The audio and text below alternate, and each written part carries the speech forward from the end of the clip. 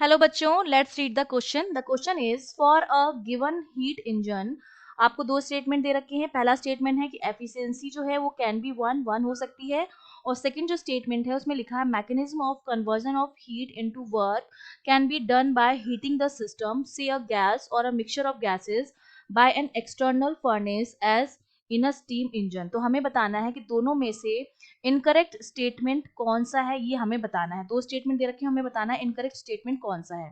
तो देखिए, इस क्वेश्चन को सॉल्व करने के लिए हमारा जो की कॉन्सेप्ट रहेगा, उस की कॉन्सेप्ट में सबसे पहले तो मुझे पता होना चाहिए कि जो मेरा हीट इंजन है उसका प्रिंसिपल क्या है और उसकी वर्किंग क्या है। तो देखिए, हीट इंजन क्या करता है, हीट को कन्वर्ट करता है मैकेनिकल एनर्जी में, जो कि हमारा क्या होता है, वर्क होता है। ठीक है। अब इसके लिए किस तरह का प्रोसेस होता है, क्या इसकी वर्किंग होती है। तो देखिए, वर्किंग में देखिए सबसे पहले तो मेरे पास होता है एक सोर्स। सोर्स जो होता है वो हमेशा हाई टेम्परेचर पर होता है, और इसलिए इसको हम क्या कहते हैं, हॉट रिजर्वायर भी कहते हैं। ठीक है।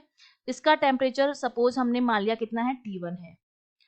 फिर हमारे पास होता है एक वर्किंग सब्सटेंस। यहाँ पर एक वर्किंग सब्सटेंस होता है। वर्किंग सब्सटेंस की जगह मैं क्या लिख सकती हूँ, हीट इंजन भी लिख सकती हूँ।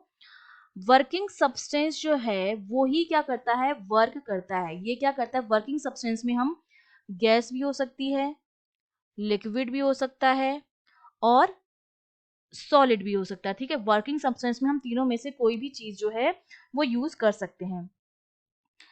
तो अब देखिए, इसमें हमारे पास क्या हो जाएगा, वर्किंग सब्सटेंस, और फिर यहाँ पर हमारे पास होता है एक सिंक जो हमारा होता है लो टेम्परेचर पर। ठीक है। और इसको हम कहते हैं, क्योंकि टेम्परेचर लो है तो इसको हम बोलते हैं कोल्ड रिजर्वायर।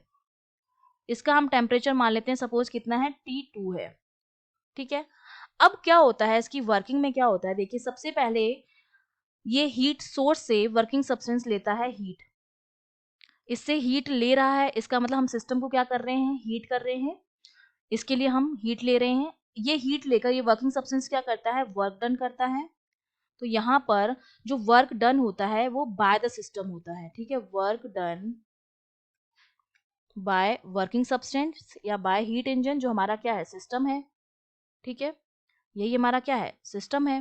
तो work done by the system होता है, तो ये वर्क हमें मिल जाता है एज अ आउटपुट। ठीक है। और जो बची हुई हीट होती है वो इस डाल देता है हमारा वर्किंग सब्सटेंस सिंक में। हमने मान लिया वो हीट Q2 है, तो मेरा जो वर्क आ जाएगा W, वो मेरे किसके बराबर आ जाएगा, W मेरा बराबर आ जाएगा Q1 माइनस Q2 के। Q1 में से W तो वर्क में चली गई, और जो बची हुई थी वो हमने सिंक में डाल दी, तो W मेरा जो आ गया वो आ गया Q1 माइनस Q2 के बराबर। ठीक है।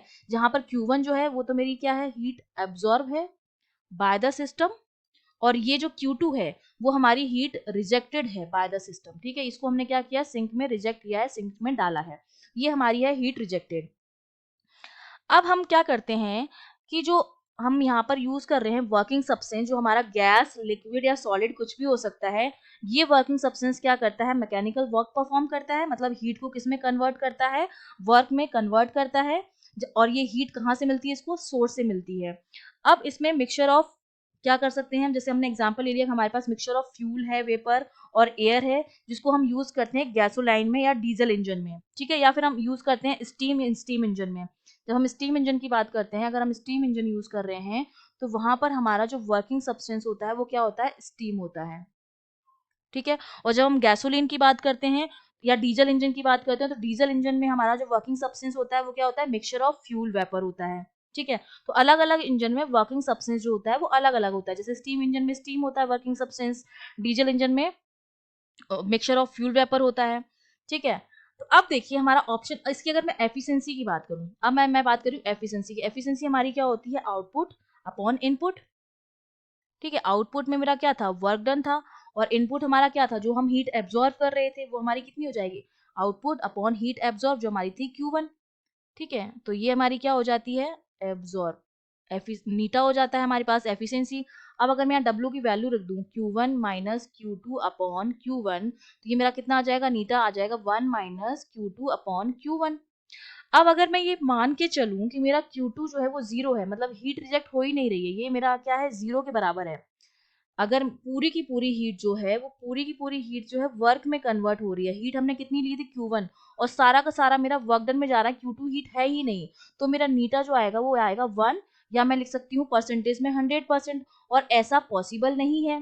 ठीक है, पूरी की पूरी हीट को वर्क में कन्वर्ट करना नॉट पॉसिबल। अगर ये चीज पॉसिबल नहीं है तो नीटा की वैल्यू जो 1 है वो भी पॉसिबल नहीं है, नॉट पॉसिबल। तो देखिए हमारा पहला स्टेटमेंट क्या था कि एफिशिएंसी कैन बी 1 हो सकती है, तो हमारा क्या हो जाएगा, फॉल्स हो जाएगा, नहीं हो सकती है, पॉसिबल नहीं है। ठीक है, तो एफिशिएंसी जो होती है हीट इंजन की वो हमेशा लेस देन 1 आती है। ठीक है, तो ये हमारा फॉल्स हो गया। सेकंड है कि जो मैकेनिज्म होती है हीट को वर्क में कन्वर्ट करने की, वो हम कैसे करते हैं, bye heating the system. System हमारा यहाँ पर क्या होता है, वर्किंग सब्सटेंस। ठीक है, या हीट इंजन जो होता है वो होता है, तो बिल्कुल सही है ये। से अ गैस और अ मिक्सचर ऑफ गैसेस, जो हमारा गैस भी हो सकता है, मिक्सचर ऑफ गैस भी हो सकता है, बाय एन एक्सटर्नल फर्नेस, बिल्कुल सही है, as in a steam engine. तो ये वाला जो स्टेटमेंट है वो हमारा बिल्कुल ट्रू है। तो हमारा जो सेकंड स्टेटमेंट है वो ट्रू है, फर्स्ट स्टेटमेंट जो है वो इनकरेक्ट है, और हमें इसमें बताना था इनकरेक्ट स्टेटमेंट कौन सा है। तो हमारा जो फर्स्ट स्टेटमेंट है वो इनकरेक्ट है, तो ए ऑप्शन जो हो जाएगा वो हमारा करेक्ट हो जाएगा। I hope you understood well, all the best.